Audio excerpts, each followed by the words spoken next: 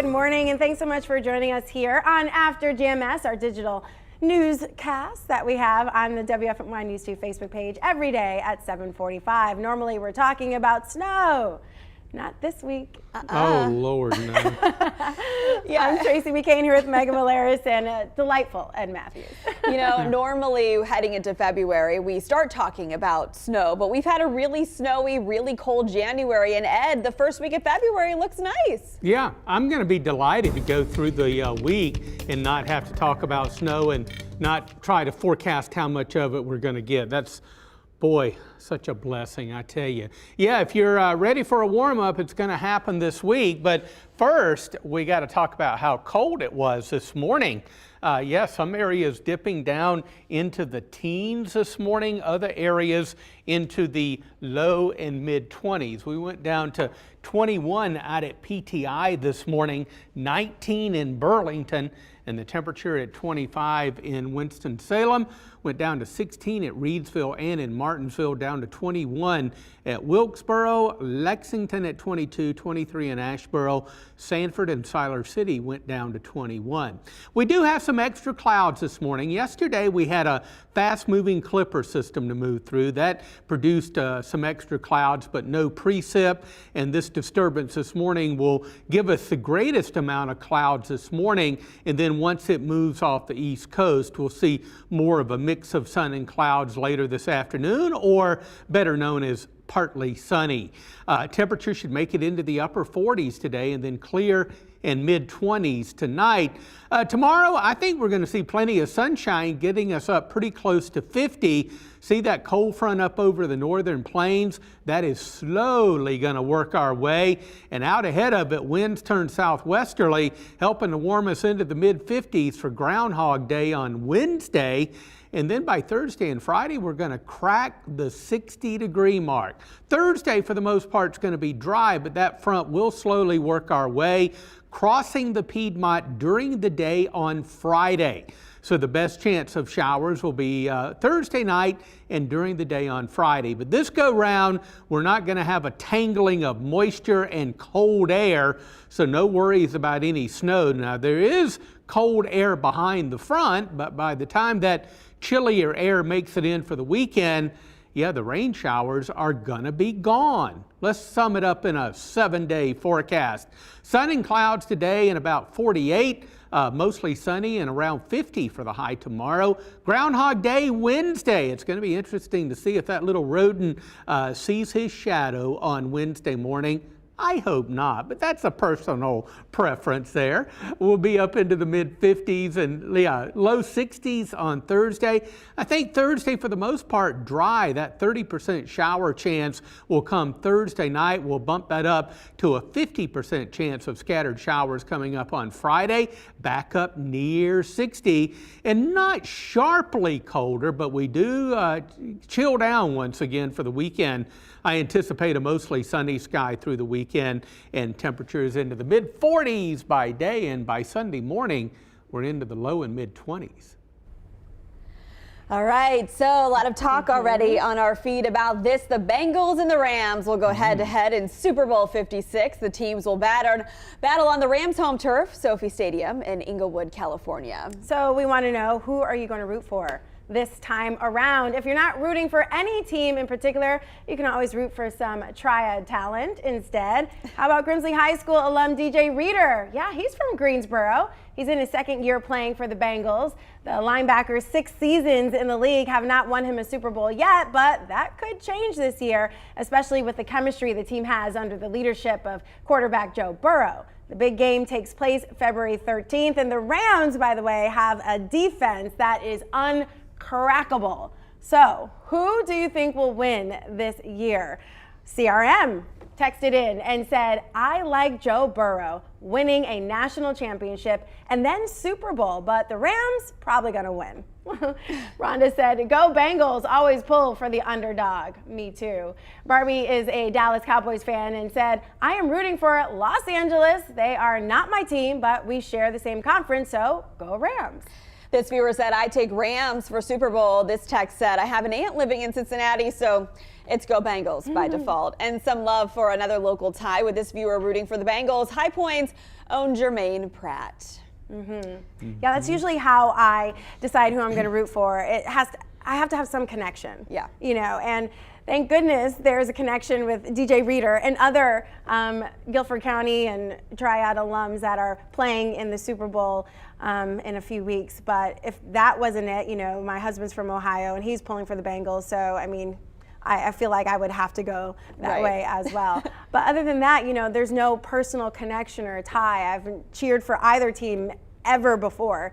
So this is kind of being just kind of following the leader here. Yeah, I love cheering for the hometown heroes, you know. So for those reasons, yes, it would be great to see the Bengals win. But I got to go with the Rams. They used to be the St. Louis Rams. That's who I grew up watching when I was born and raised in that city. I remember vividly watching the Super Bowl in the year 2000s when the Rams beat the Titans. Those were the days with the Kurt Warners of the team. I mean, it was just an amazing experience. And so I've stopped following them to some degree since, you know, they've moved on to LA, but I feel like I got to still go with that team. That said, wow, the Bengals, I don't think anybody can call them the underdog anymore. After that game yesterday, they were just amazing. As soon as Kansas City won that coin toss, I think people thought it was over. You know, the team who typically wins the coin toss in overtime, based on the overtime rules, which are controversial, normally win. And that interception from the Bengals and that amazing Bengals defense, Ed, they deserved to win yesterday. They did. Yeah, I missed the game. I heard it was absolutely a fantastic game. For me, I got to go with Cincinnati. You know, as you said, they're not really underdogs anymore. I think they've kind of grown out of that shoe.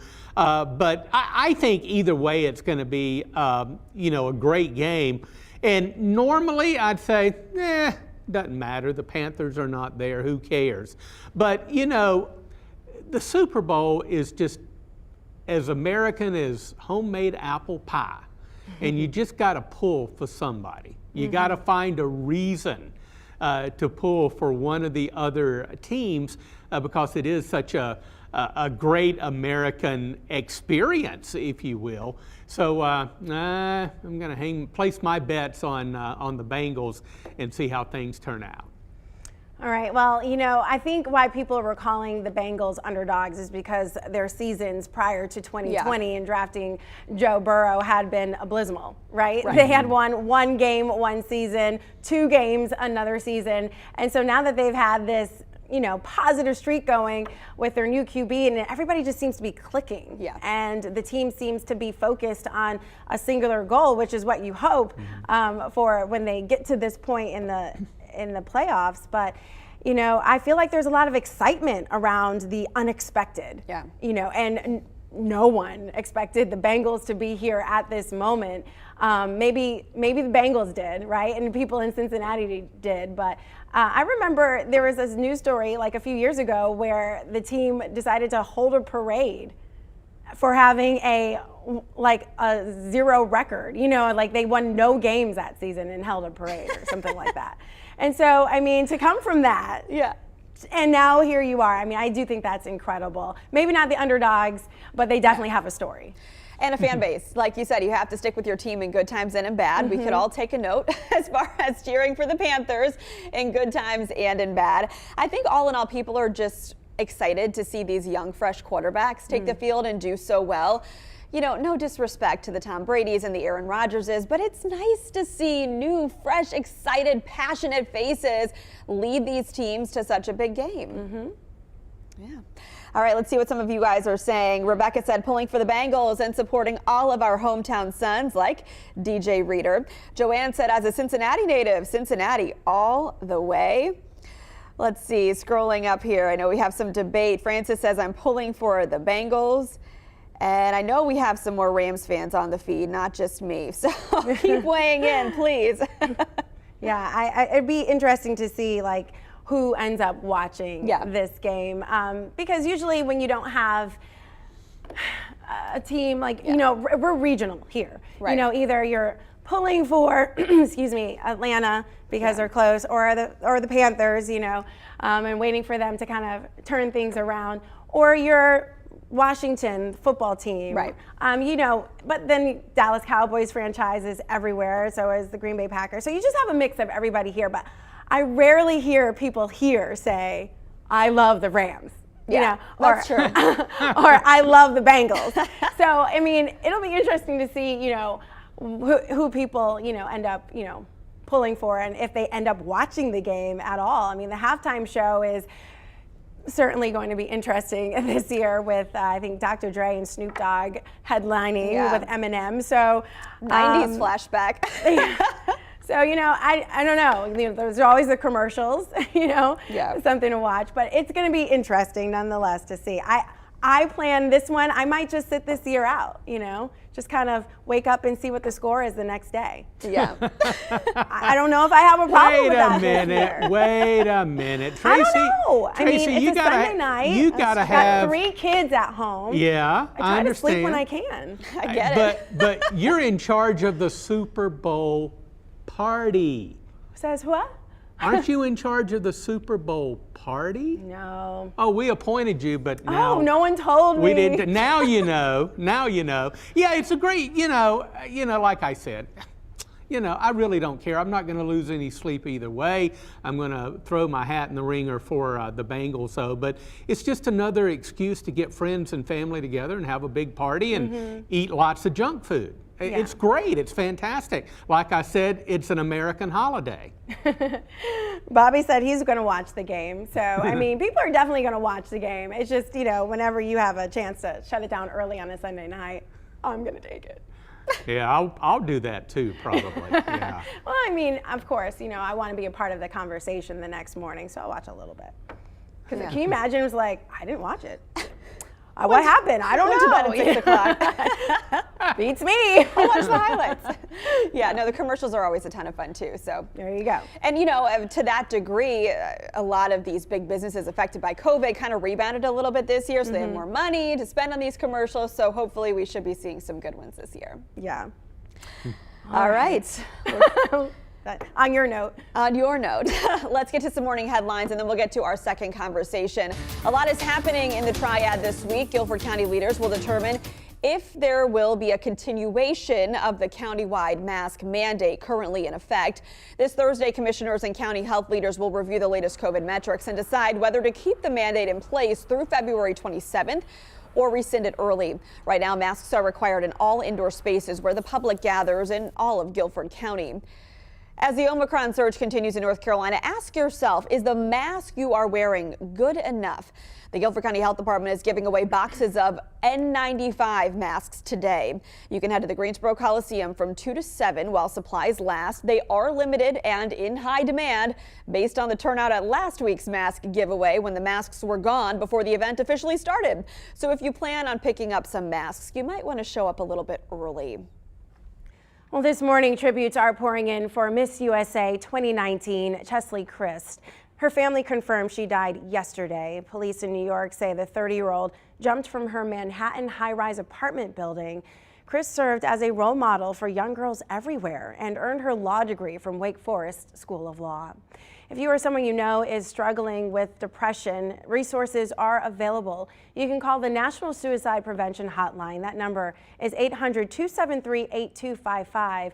You can also text the word TALK 741-741, and we should mention all calls are anonymous. All right, millions of people have adopted pets during the COVID pandemic, and the trend is affecting veterinarians across the country. The growing number of pet owners has animal doctors working twice as hard. WFMY News 2's Denise McMiller stopped by an animal hospital in Randleman with an innovative program and what it's experiencing almost 2 years now. Well, Point South Animal Hospital here in Randolph says they are seeing more pet owners walk through their doors than ever before. They're so busy at times they have to turn people away. But students who graduate from Randolph Community College's Vet Assisting Program could help lighten the load. The National Association of Veterinary Technicians for America recently certified RCC's Veterinary Assisting Program. It's the first community college in North Carolina to get this level of recognition. Vet assistants are on the front lines assisting with surgeries and in exam rooms. Graduates of the program from now on will leave more qualified and accepted in the vet assisting industry.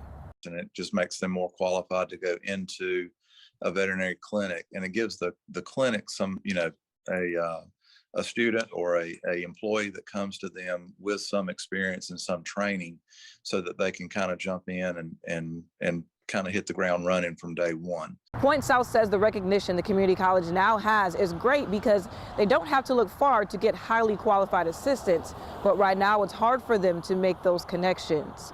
We used to have students come in and do like their observation or internship hours that they had to do. But when the pandemic hit, we have put a freeze on allowing anyone in the building who doesn't need to be in there.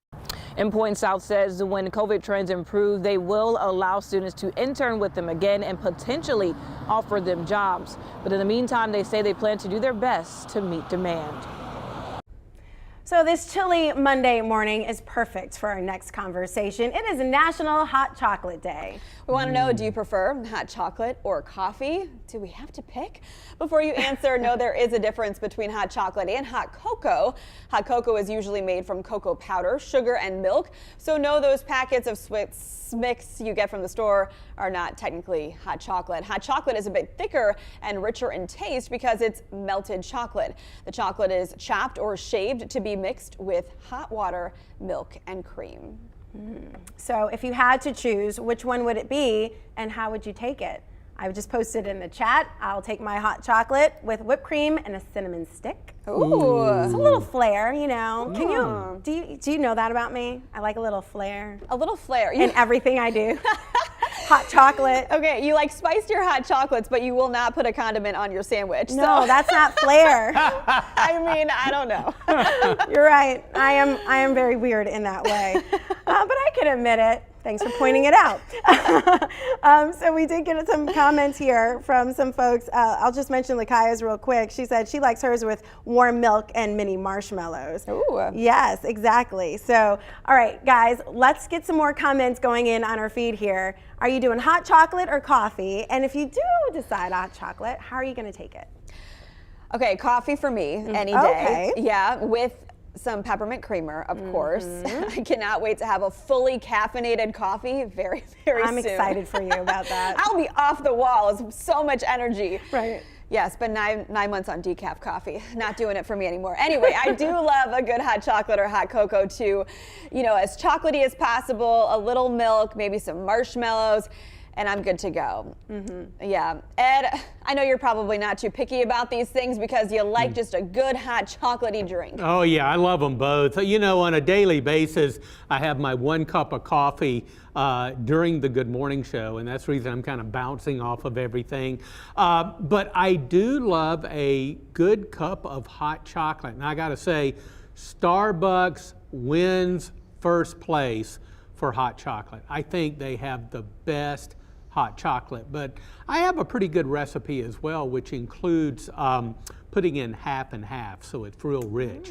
But have you ever mixed hot chocolate and coffee? I have heard people do that, and I heard that it's phenomenal. I have not tasted that ever, but like a mocha, you like right? it. Yeah. Yeah, you know, we've got the packs of hot chocolate in the in the break room there. So every once in a while, when I'm feeling a little saucy, I will make a cup of coffee and put a little creamer in it, and then dump one of those packets in there and mix it up. And I think it's really good. I kind of like the mixture. It's different, and that's what I like. Some mornings I got to have something totally different. Yeah, that sounds really good. I might try that next time or tomorrow. Yeah, so our producer Ty reminded me whipped cream is a staple on hot chocolate as well. That's true. But I find that the coffee then or the hot chocolate has to be really, really hot because the whipped cream obviously is cold.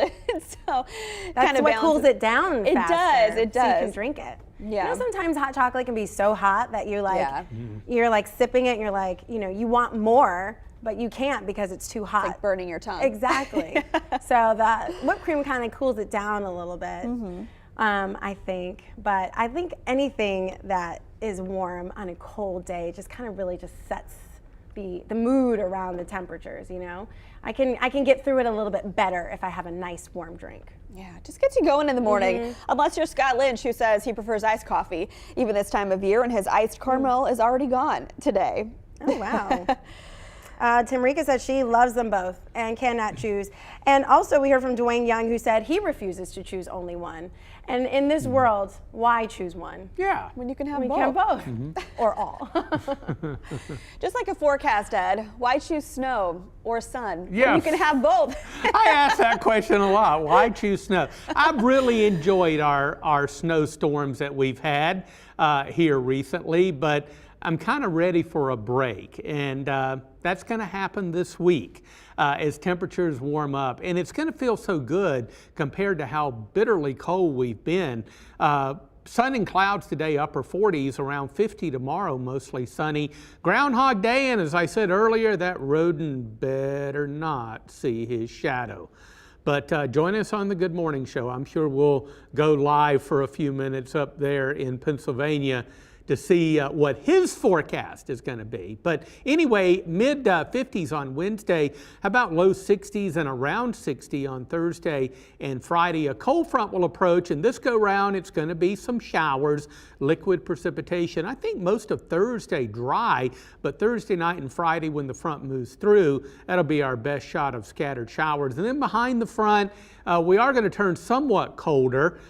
It'll be dry. The rain will be long gone, so there's not going to be a tangling of, cold air and moisture this go round. So the weekend looks dry, mostly sunny Saturday and Sunday, mid 40s by day, and we'll chill down into the low and mid 20s by Sunday morning.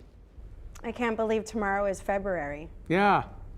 I just can't believe it. Yeah. January went by so fast, maybe because we were over it after the first snowstorm, and it just kind of like Kept coming yeah. and coming and coming. And now we're in a new month, and maybe it brings new temperatures. Well, remember December, above Yeah, really normal, warm. and then we'll probably average out to be below normal for the month of January. I haven't gotten the monthly climate data, but it'll be interesting to see, how February plays out. Is it going to turn out to be warmer than normal or not? If you look at climatology, the normal high and low temperatures for this time of year, we have already passed our normal coldest part of the winter. That's the first half of December, which means that those climate normals are very slowly going back up. Well, that's comforting, but those Nice climate normals also told us that this was supposed to be a La Nina year and dry in January. So look at them laugh. Yeah. I mean, right? Yeah, we've already had 8 inches of snow. How crazy is that? Well, listen, I know you guys rely on your climatological data. In our crystal ball. And your crystal ball. I'm not supposed to say that. Yeah. And groundhogs. And but those we're- wacky almanac. models. Yeah. We'll consult him on Wednesday. Yes, we will. All right. Thanks so much for joining us on After GMS. We'll have more great conversations and some headlines for you tomorrow on our social channels, especially was YouTube and Facebook. I didn't forgot about YouTube. And we'll see you tomorrow. All right, have a great day. Take care.